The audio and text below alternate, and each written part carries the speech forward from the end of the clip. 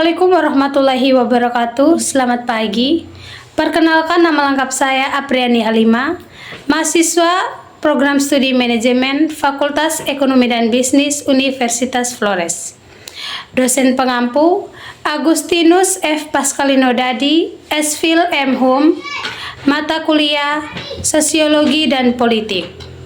Pada kesempatan ini, saya akan memaparkan masalah analisis beberapa masalah sosial, ekonomi, dan politik yang terjadi dalam kehidupan masyarakat. Masalah yang saya ambil ada 4. Yang pertama, korupsi dalam pemerintah. Yang kedua, program makanan bergizi gratis. Yang ketiga, ketimpangan pembangunan daerah. Yang keempat, konflik pemerintah dan masyarakat dalam kasus penggusuran Pantai Ndao.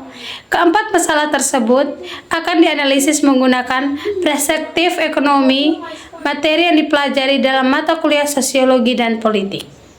Sebelum menganalisis masalah, perlu kita ketahui gambaran singkat masalah atau realitas konkret. Yang pertama, korupsi dalam pemerintahan. Korupsi merupakan salah satu masalah terbesar yang masih dihadapi Indonesia. Korupsi terjadi ketika seseorang memiliki kekuasaan atau jabatan yang menyalahgunakan kewenangan untuk memperoleh keuntungan pribadi maupun kelompok. Korupsi dapat terjadi dalam berbagai bentuk seperti suap, penggelapan anggaran, penyalahgunaan proyek pemerintah, dan nepotisme. Korupsi tidak hanya merugikan keuangan negara, tetapi juga menghambat pembangunan, meningkatkan kemiskinan, memperburuk pelayanan publik, serta menurunkan kepercayaan masyarakat terhadap pemerintah.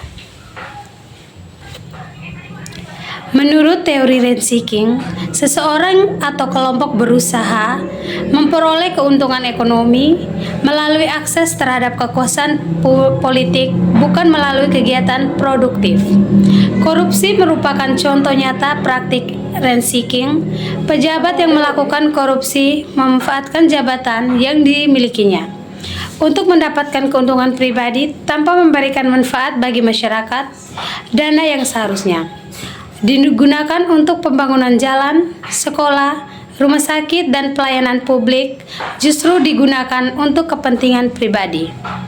Dari perspektif sosiologi politik, korupsi menunjukkan adanya penyalahgunaan kekuasaan dalam hubungan antar negara dan masyarakat. Masyarakat menjadi pihak yang dirugikan karena kehilangan hak untuk memperoleh pelayanan publik yang berkualitas.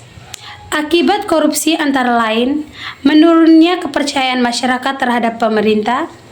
Yang kedua, terhambatnya pembangunan nasional. Yang ketiga, meningkatkan kemiskinan dan kesenjangan sosial. Yang keempat, menurunnya kualitas pelayanan publik. Karena itu, pemerintah perlu memperkuat pengawasan, peningkatan transparansi anggaran, serta memberikan hukuman yang tegas kepada pelaku korupsi. Yang kedua, program makanan bergizi gratis.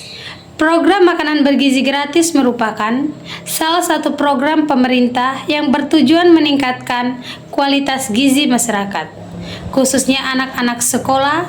Program ini lahir dari kenyataan bahwa masih banyak anak-anak Indonesia yang mengalami kekurangan gizi, stunting, dan kesulitan memperoleh makanan yang sehat setiap hari. Program ini diharapkan mampu meningkatkan kesehatan, konsentrasi belajar, dan kualitas sumber daya manusia Indonesia. Namun, dalam pelaksanaan masih terdapat beberapa tantangan seperti keterbatasan anggaran, distribusi yang belum merata, serta pengawasan terhadap kualitas makanan masih menurun. Dalam perspektif politik dan pertumbuhan ekonomi, kebijakan pemerintah memiliki peran penting dalam meningkatkan kesejahteraan masyarakat. Program makanan bergizi gratis merupakan bentuk intervensi pemerintah untuk memperbaiki kualitas sumber daya manusia. Anak-anak yang mendapatkan makanan bergizi akan memiliki kesehatan yang lebih baik, kemampuan belajar yang meningkat, serta peluang yang besar untuk menjadi sumber daya yang produktif di masa depan. Jika program berhasil, maka manfaatnya tidak hanya dirasakan oleh siswa, tetapi juga oleh perekonomian nasional karena kualitas tenaga kerja akan semakin membaik. Namun, terdapat beberapa tantangan dalam pelaksanaan, yaitu yang pertama, membutuhkan anggaran yang sangat besar. Yang kedua, distribusi makanan yang harus merata sehingga daerah terpencil. Pengawasan kualitas makanan harus dilakukan secara ketat. Risiko penyalahgunaan anggaran harus dicegah. Dalam perspektif politik keberhasilan, program ini sangat bergantung pada komitmen pemerintah, tata kelola yang baik, dan partisipasi masyarakat dalam pengawasan. Yang ketiga, ketimpangan pembangunan daerah. Ketimpangan pembangunan daerah merupakan kondisi ketika pembangunan lebih terpusat pada wilayah tersebut, sementara wilayah lain masih tertinggal. Fenomena ini menjadi terlihat di Indonesia, termasuk di kawasan timur Indonesia. Beberapa daerah yang memiliki jalan yang baik, fasilitas pendidikan lengkap, rumah sakit modern, dan banyak lapangan kerja. Sebaliknya, ada di daerah masih mengalami keterbatasan infrastruktur, akses pendidikan, pelayanan kesehatan, dan kesempatan ekonomi. Ketimpangan ini menyebabkan kesenjangan kesejahteraan masyarakat antara daerah semakin besar. Sistem politik dan rezim ekonomi berperan penting dalam menentukan arah pembangunan suatu negara. Ketimpangan pembangunan daerah menunjukkan bahwa distribusi sumber daya pembangunan belum berjalan secara merata. Beberapa daerah memperoleh lebih banyak investasi, pembangunan infrastruktur, dan perhatian pemerintah dibandingkan daerah lainnya. Akibatnya, muncul berbagai masalah sosial dan ekonomi seperti yang pertama, kesenjangan pendapatan masyarakat. Yang kedua, tingginya angka kemiskinan di daerah tertinggal. Yang ketiga, keterbatasan akses pendidikan dan kesehatan. Yang keempat, urbanisasi yang tinggi menuju kota besar. Dalam perspektif sistem politik, pemerintah memiliki tanggung jawab untuk memastikan bahwa pembangunan tidak hanya berpusat di daerah tertentu, tapi juga menjangkau wilayah yang masih tertinggal. Pemerintah perlu meningkatkan pembangunan infrastruktur, fasilitas pendidikan, layanan kesehatan, dan peluang investasi di daerah yang masih kurang berkembang agar terciptanya pemerataan pembangunan dan keadilan sosial. Yang keempat, konflik antara pemerintah dan masyarakat. Konflik antara pemerintah dan masyarakat sering terjadi ketika terdapat perbedaan kepentingan dalam suatu kebijakan publik. Salah satu contohnya yang menjadi perhatian masyarakat adalah penggusuran Pantai Ndao. Masyarakat yang tertinggal di wilayah tersebut merasa dirugikan karena kehilangan tempat tinggal, lahan usaha, dan sumber penghasilan. Sementara pemerintah memiliki alasan tertentu dalam menjalankan kebijakan tersebut. Perbedaan pandangan inilah yang akhirnya menimbulkan konflik sosial antara pemerintah dan masyarakat. Dalam teori interaksi negara dan masyarakat, kebijakan publik yang baik harus melibatkan masyarakat dalam proses perencanaan dan pengambilan keputusan. Kasus penggusuran Pantai Ndao menunjukkan adanya perbedaan kepentingan antara pemerintah dan masyarakat.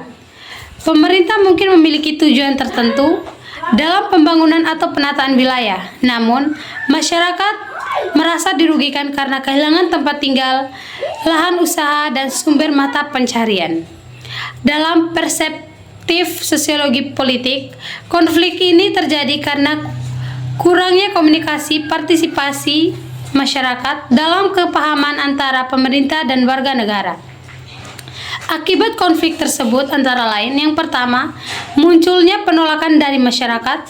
Yang kedua, menurunnya kepercayaan masyarakat terhadap pemerintah. Yang ketiga, terganggunya stabilitas sosial. Yang keempat, timbulnya ketegangan antara masyarakat dan aparat pemerintah. Oleh karena itu, pemerintah perlu mengutamakan dialog, musyawarah, transparansi informasi, dan pemberian solusi yang adil bagi masyarakat berdampak. Dengan demikian, kebijakan ini dibuat dapat diterima dan konflik dapat diminimalkan. Demikian pemaparan analisis masalah sosial, ekonomi, dan politik yang dapat saya sampaikan. Dari pembahasan tersebut, kita dapat memahami bahwa setiap kebijakan dan permasalahan yang dapat terjadi di masyarakat memiliki hubungan yang erat dengan aspek sosiologi dan politik. Oleh karena itu, diperlukan kerjasama antara pemerintah dan masyarakat untuk menciptakan pembangunan yang adil, merata, dan berkelanjutan. Saya menyadari bahwa dalam pemaparan ini masih terdapat kekurangan, sehingga saya mengharapkan kritik dan saran yang membangun demi perbaikan di masa yang akan datang. Terima kasih atas perhatian Bapak dosen dan teman-teman sekalian. Wassalamualaikum warahmatullahi wabarakatuh. Selamat pagi.